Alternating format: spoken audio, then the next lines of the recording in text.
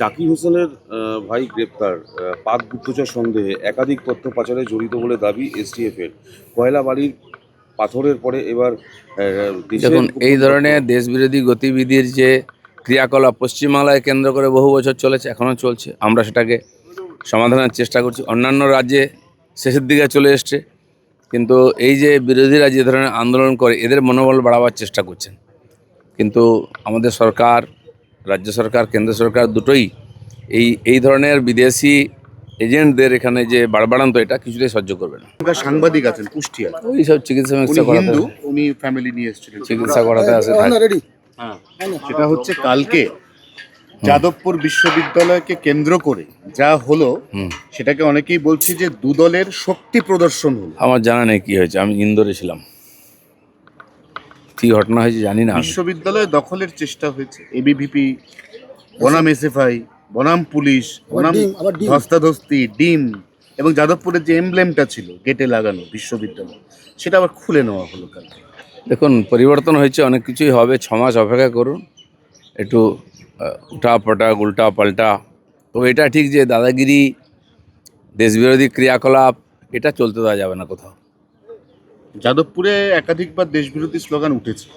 যাদবপুরে পাকিস্তানের পক্ষে স্লোগান উঠেছে, দেওয়াল লিখন ছিল পাকিস্তানের পক্ষে। সেই যাদবপুরে কালকে সর্বরী মুখোপাধ্যায় ডাক দিয়েছেন যে কোনো বিদেশি শক্তির হাত যাদবপুরে শক্ত করতে দেওয়া যাবে না। যখনই এরকম কিছু হয়েছে, বাকিরা প্রতিবাদও করে না। টিএমসি এদেরকে পুষে রেখেছিল, দেশ বিরোধীদেরকে। আমাদের লোকেরা ওখানে সার্জিক্যাল স্ট্রাইক করেছিল। আমি বলেছিলাম এগুলো চলবে না, বন্ধ করুন, এবং সেদিন আমরা করেছিলাম। এসএফআইয়ের অফিস টফিস ভেঙে দেওয়া হয়েছিল। আবার যদি ওখানে এরকম দেশবিরোধী গতিবিধি বা স্লোগান উঠে, একই ঘটনা ঘটবে, আবার সার্জিক্যাল স্ট্রাইক হবে।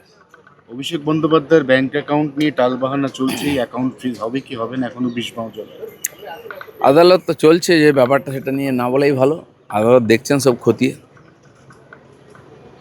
চলো, না কোনো প্রশ্ন নাই, সব প্রশ্নের উত্তর হয়ে যাবে কদিন পরে। হ্যাঁ দাদা, দেবকে নিয়ে 30% কাটমানির পোস্টার গোটা হাঁটাল ছেয়ে গেছে, এই ব্যাপারে কি বলবেন? আমার জানা নাই, আমি গিয়ে খোঁজ নেবো, যেহেতু আমার জেলা। কাটমানি কে খাচ্ছে, কেন খাচ্ছে, পোস্টারই বা কে মারছে, অনেকে অনেক কিছু করার চেষ্টা করছেন। সব ব্যাপারে আমার মনে হয় এত চাঞ্চল্য প্রকাশ করার দরকার নেই। আর বাকি এ ধরনের কমপ্লেন এলে পুলিশকে জানানোর দরকার। পোস্টার দিয়ে কিছু হয় না, হয়তো রাজনৈতিক চাঞ্চল্য হয়, খবর হয়, কিন্তু সমাধান কিছু হয় না। জাকির হোসেনের ভাই গ্রেপ্তার। পাক গুপ্তচর সন্দেহে একাধিক তথ্য পাচারে জড়িত বলে দাবি এসটিএফের। কয়লা বালির পাথরের পরে এবার দেশের দেখুন, গোপন এই তথ্য। ধরনের দেশবিরোধী গতিবিধির যে ক্রিয়াকলাপ পশ্চিমবাংলায় কেন্দ্র করে বহু বছর চলেছে, এখনও চলছে। আমরা সেটাকে সমাধানের চেষ্টা করছি। অন্যান্য রাজ্যে শেষের দিকে চলে এসছে, কিন্তু এই যে বিরোধীরা যে ধরনের আন্দোলন করে এদের মনোবল বাড়াবার চেষ্টা করছেন। কিন্তু আমাদের সরকার, রাজ্য সরকার, কেন্দ্র সরকার দুটোই এই ধরনের বিদেশি এজেন্টদের এখানে যে বাড়বাড়ান্ত, এটা কিছুতেই সহ্য করবে না। দাদা, অমিত শাহ এসেছেন আজকে, তিনি বৈঠক করবেন সীমান্ত নিয়ে। বিশেষ চিন্তিত যে এ রাজ্যের সীমান্তে এতদিন যে কাজ হয়নি সেগুলো। মাননীয় অমিত শাহ আজ নয়, 10 বছর 15 বছর ধরে যাতায়াত করছেন। ভারতবর্ষের সীমানা, সবচেয়ে বড় সেন্সিটিভ সীমানা হচ্ছে পশ্চিমবঙ্গ আর বাংলাদেশের। সে সীমানা কী করে আটকানো যায়, তার জন্য আগের সরকারকে বারবার বলেছেন। টিএমসি সরকার জমি দেয়নি। ক্ষমতায় আসার সঙ্গে সঙ্গে 45 দিনের মধ্যে আমরা জমি দিয়েছি, এবং এখনও সেই প্রসেস চালু হয়ে গেছে। 252 কিলোমিটার বেড়া দেওয়া হয়ে গেছে, প্রায় জমি পেয়ে গেছে, কাজ শুরু হয়ে গেছে। এখনও 50 কিলোমিটার খোলা জায়গা আছে, যেটা আমরা জমির খুঁজছি, প্রসেস করছি। এছাড়া কিছু জলা বা নদী আছে, সেটা বাদ দিয়ে প্রায় পুরোটাই পশ্চিমবঙ্গ বাংলাদেশ বর্ডার সিল হয়ে যাচ্ছে। তো মাননীয় অমিত শাহ খুব সিরিয়াসলি বিষয়টাকে নিয়েছেন, এবং প্রতি মাসেই প্রায় এখন আসেন। এখানকার আইন শৃঙ্খলা থেকে আরম্ভ করে সীমান্ত গতিবিধির ব্যাপারটা ওনার নজরে আছে। দাদা, বাজারে সমস্ত জিনিসপত্রের দাম অগ্নিমূল্য, চাল ডাল তেল চিনি সমস্ত চিনি। কিছু দাম বাড়ছে। চিনি। এই যে চিনি গুড়ের দাম 1,20,20 টাকা বৃদ্ধি, এটা কি পেট্রোলের জন্য বলে মনে হয়? একটা চিন্তার বিষয় আছে, আমি জানি না কেন হচ্ছে। তবে এর আগেও টাস্ক ফোর্স গেছে, দিয়ে বাজারেতে এদের খোঁজখবর নিয়েছে। আসল জিনিস যেটা সবজি ইত্যাদির দাম বাড়ে, সবজির দাম খুব বেশি বাড়তে দেওয়া হয়নি, যেটা ছিল মোটামুটি কাছাকাছি আছে। কিন্তু এই ধরনের কিছু বিশেষ বিশেষ ব্যাপার, যেমন পেঁয়াজের দাম হুট করে বেড়ে যায়, চিনির দাম, এগুলো সিন্ডিকেট চলে। এটা খোলা মার্কেটে সবাই ব্যবহার করতে পারে না, কিছু লোকের হাতে থাকে। আর সেই জন্য এটার খোঁজখবর নেওয়া উচিত, কারণ চিনি তো এখানে তৈরি হয় না, বাইরে থেকে আসে। এর পেছনে কারণ কি, অনেক ধরনের চক্রান্ত চলছে, আর তার মধ্যে না পড়ে কেন্দ্র সরকার বিশেষ করে ব্যাপারটা দেখবে, আমাদের তরফ থেকে আমরা নজর রেখেছি। অনেকে বলছে যে আখে যেহেতু ইথানল থাকে, ইথানলটা পেট্রোলে মিশছে, আখের স্টক আর প্রায় নেই বললেই চলে এবং তার প্রভাবটা চিনির দামে পড়ছে। না, আখের যদি বিক্রি হয়, আমরা জানি এর আগে আমাদের আখ চাষিরা আখ কাটতো না, দাম পেত না, যেমন এখানে আলু, ধানে ইত্যাদি হতো সবজিতে, ঠিক তারপরে সেই আখ নিয়ে গিয়ে নিজে তো লাইন করে দাঁড়িয়ে থাকতো, বিক্রি নিত না মিল, হওয়ার পরেও লক্ষ লক্ষ লিটার আখের রস ফেলে দিতে হয়েছে, তখন মার্কেটের অবস্থা এমন ছিল। আজ আখ বিক্রি হচ্ছে, আখ চাষিরা পয়সা পাচ্ছেন, কিন্তু তার জন্য লিমিটেশন আছে। আলাদা করে ইথানলের প্ল্যান্ট তৈরি হচ্ছে বিহার, ইউপিতে, তার জন্য চাষ হচ্ছে আলাদা। আমার মনে হয় না এখান থেকে ক্রাইসিস হবে, এত বাড়ার কোনো কারণ নেই। পাট কোনোদিন সহায়ক মূল্য পেত না, এবারে কেন্দ্র সহায়ক মূল্য দিচ্ছে 600 টাকার নিচে কুইন্টাল, বিক্রি হচ্ছে 800 টাকা।